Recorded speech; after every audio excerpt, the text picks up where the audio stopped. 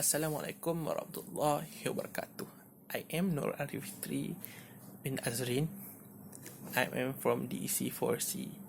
And today I'm going to talk about this question, which is about euphemism and dysphemism. The question is, in the world of critical thinking, there is debate among scholars on the usefulness of euphemism and the truthfulness of dysphemism. Some scholars, like Michael Foucault, believe that dysphemism is supreme and should be preferred above euphemism. What do you think? I think euphemism is not above of dysphemism, and dysphemism is not above euphemism. It is just the same. It feels like, you know one thing.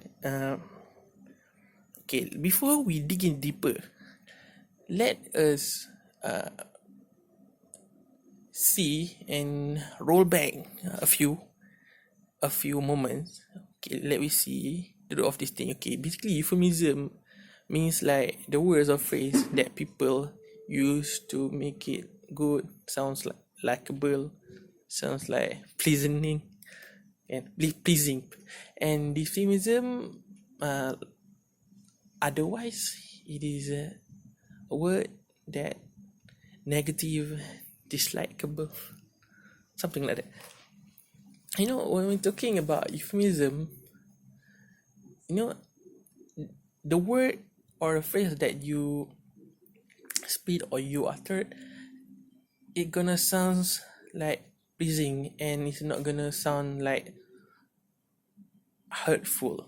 Basically, in this world, people often want to accept sweet lies while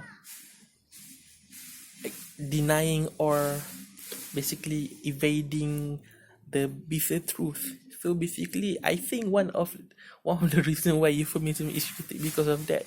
They say, like the video Josh Carling, like in the video Josh Carling mentions like battle fatigue suddenly evolve around a few words like operational exhaustion until finally it become PTSD, post-traumatic stress disorder.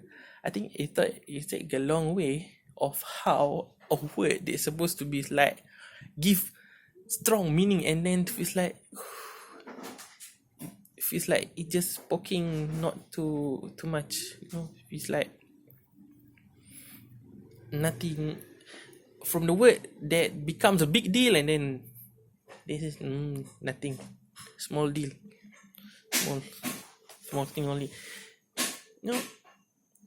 On the bright side, euphemism, personally, I think euphemism is just like, when you talk to people, there are people like, they are much sensitive, and you need to take care, and you need to think about the words you spoken of.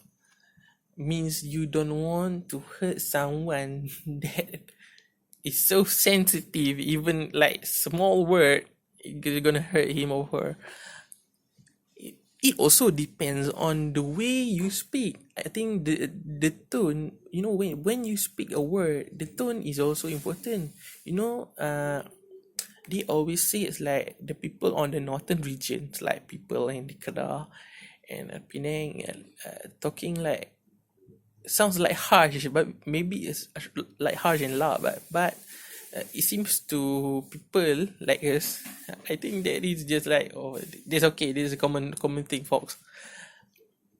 One thing is that I'm going to tell is that you need to understand the words you speak. It depends on the context, and also depends on the tone. If you're going to say, let's say, okay, let's say you say, so I'm sorry,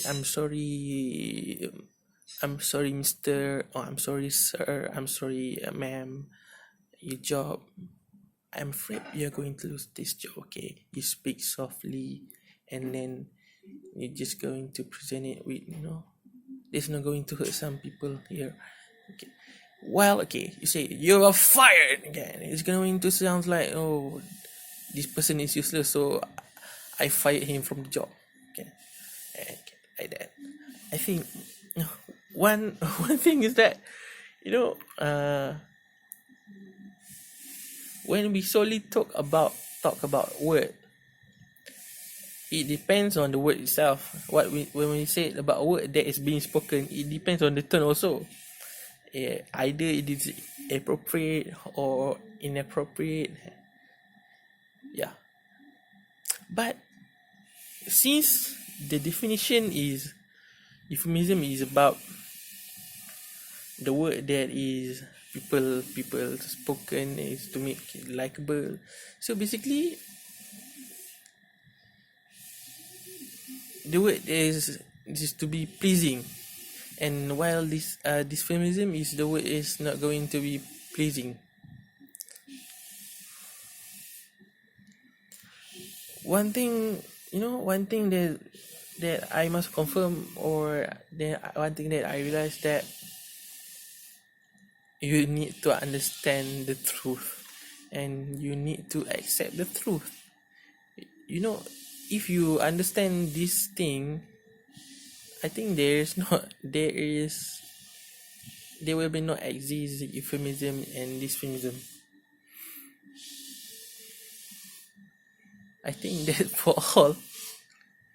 Also, maybe we're going to see soon. Okay, I guess that's today's episode. Thank you.